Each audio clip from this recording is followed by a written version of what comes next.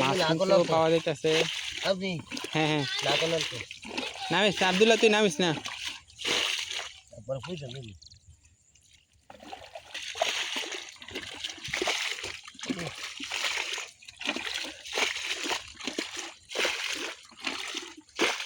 তো দেখা যাক কি কি মাছ পাই। যাবো তো কষ্ট করতেছি।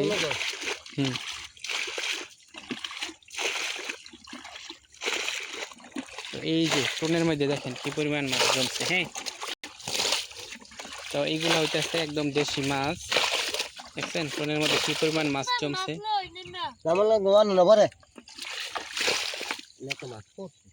পড়ছে এই যে দেখেন কি পরিমাণ মাছ পাল পড়তেছে।